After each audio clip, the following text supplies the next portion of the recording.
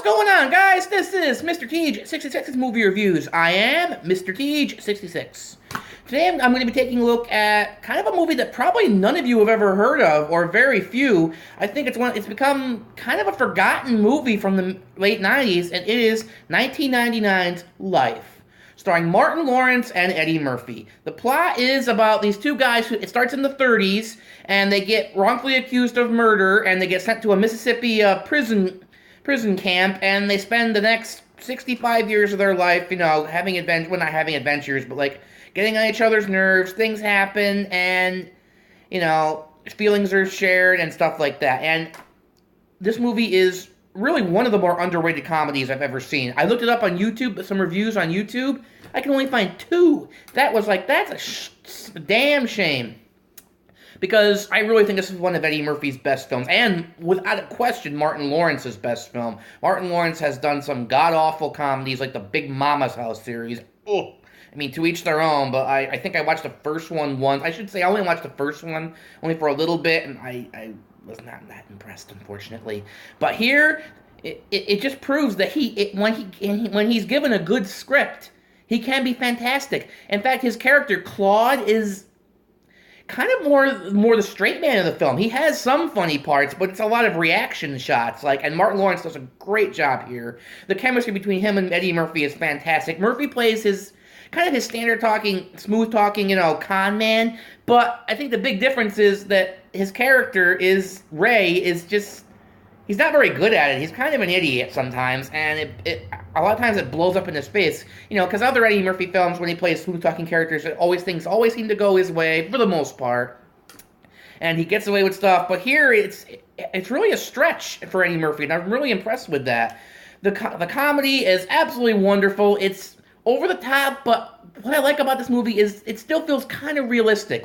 It's not a funny situation. These two African-American guys are, sent to prison for a crime they didn't commit. And the movie does have a bit of racism, does deal with racism in it, but not really heavy-handedly. This is a comedy. This is not, a serious drama, but it's definitely brought up, and points are made without shoving it down your throat. The director, Ted Demme, does a very good job of keeping the mood, funny and light when it needs to be, but when it's serious, it becomes shockingly moving, and it's too bad because Ted Demme actually died of not a drug overdose. He was playing a celebrity basketball game, and he dropped dead on the court, and apparently there was cocaine in his system and everything like that. And it's really too bad because he did have some talent here. This movie really shows it.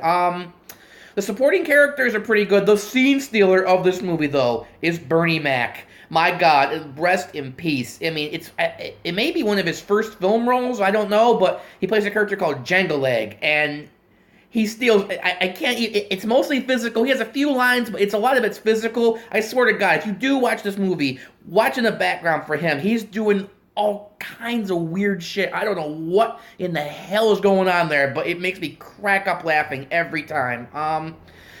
And of course, we have to talk about the old age makeup done by film legend Rick Baker. Holy shit, this is some of the most convincing old age makeup I've ever seen. They go from they're supposed to be in their 20s when it starts, in the 30s, and it goes, and then they flash forward 12 years. They're supposed to be about 40, and then they flash again where they're supposed to be 65, and then to, modern day in 1999 where they're 90. Especially the 90-year-old age makeup is seamless, and the skin looks all baked and, cracked because they've been outside working for the most part. They're not too, kind of handsome old guys. They look like they have been put through the fucking ringer in this movie. And it shows. And I especially love the last half, where they're two old men just needling each other. It is just comedy gold. Of course, there's a lot of improvisation, but it never feels like improvisation. It feels like two friends who just, do what they do, bicker and argue and fight with each other.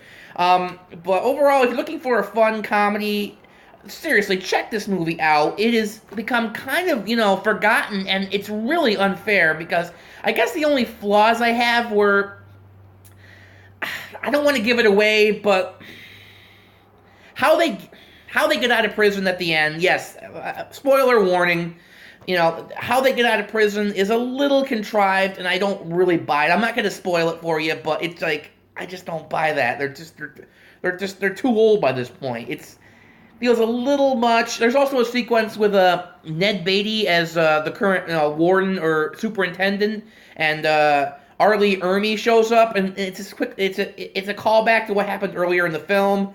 Feels a little contrived. I don't buy it. I won't spoil it for you, but it just feels like the screenwriters really can't got into a pickle. We're like, oh, how do we resolve this? Oh, I know. We'll do this. And that, if you see the movie, you'll understand what I'm talking about. But yeah, I would give this movie like a 9 or an 8 point. No, I'll say an 8.9. This movie is underrated. It's become kind of forgotten. I really, really recommend you check this out. It is hysterical, but it has an element of truth, and just of pain. And, I'm not a film expert, but isn't that what comedy is supposed to be? A lot of it's based in pain, and man, these guys, they get put in a shit situation. And the fact that the movie's hilarious in this, horrible situation they're in really is a testament to Ted Demme and the writers, and especially the actors, Martin Lawrence and Eddie Murphy. So, I couldn't recommend this movie enough.